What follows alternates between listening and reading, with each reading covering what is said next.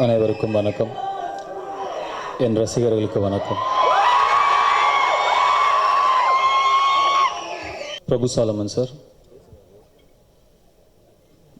எல்லாரும் பேசும்போது சொன்னாங்க கஷ்டப்பட்டார், டூப் எல்லாம் பண்ணார், நிறைய ஸ்டன்ஸ் பண்ணார் அப்படின்லாம் சொன்னாங்க. இல்லை, நான் அவ்வளோவா பெருசாக கஷ்டப்படல. பிரபு சாலமன் அப்படிங்கிற ஒரு ஜீவன் தான் எல்லா கஷ்டமும் பட்டது.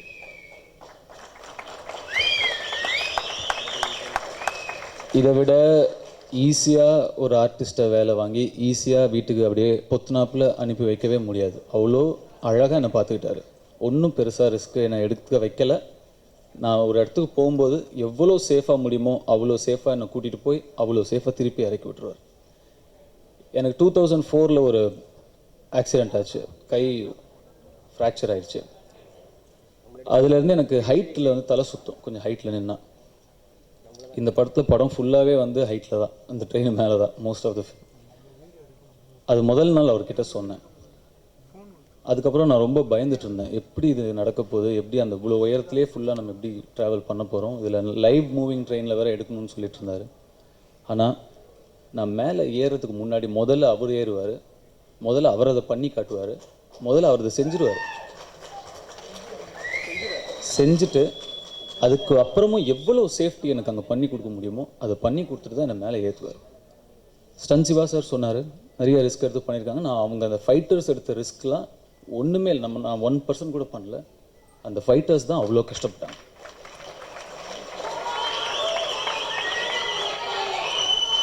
நான் பிரபு சாலமன் சார் கிட்ட கதை கேட்கவே இல்லை.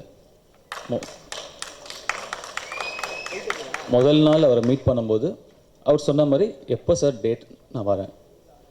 ட்ரெயின்லேயே முழு படம், அவ்வளோதான் எனக்கு தெரியும். ஷூட்டிங் ஆரம்பித்து 4-5 நாளுக்கு அப்புறம் தான் ஒரு நாள் கேரவனில் இதுதான் கதைன்னு எனக்கு சொன்னார். கதை கேட்காம நான் எடுத்த முடிவை கதை கேட்டதுக்கப்புறம் ரொம்பவே சந்தோஷப்பட்டேன். நல்ல முடிவு எடுத்திருக்கோம் அப்படின்னு. அவர் மேலே வச்ச நம்பிக்கையை டப்பிங் அப்போ நான் படம் பார்த்தம்போது அதை விட 10 மடங்கு 100 மடங்கு எனக்கு திருப்திப்படுத்துகிற மாதிரி எடுத்து கொடுத்துருக்காரு. அது உங்களையும் நிச்சயமாக திருப்திப்படுத்தும்னு நான் நம்புகிறேன்.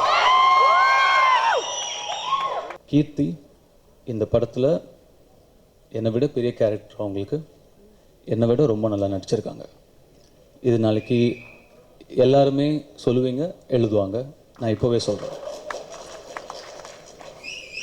அது மாதிரி ஒரு ஹெவியான கேரக்டர், அதை ரொம்ப அழகாக ஹேண்டில் பண்ணியிருக்காங்க. இப்போது நீங்களாம் இங்கே இருக்கீங்கிறதுனால சொல்கிறேன், இந்த மேடையில் அதை சொல்ல வேண்டிய அவசியம் இல்லை, இருந்தாலும் சொல்கிறேன். நீங்கள் என்னை நினச்சி பெருமைப்படுறதுக்கு எவ்வளோ தூரம் என்னால் உழைக்க முடியுமோ நான் உழைக்கிறேன், முயற்சி பண்ணுறேன்.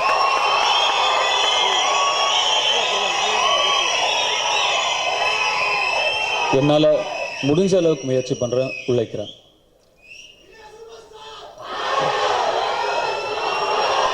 அதே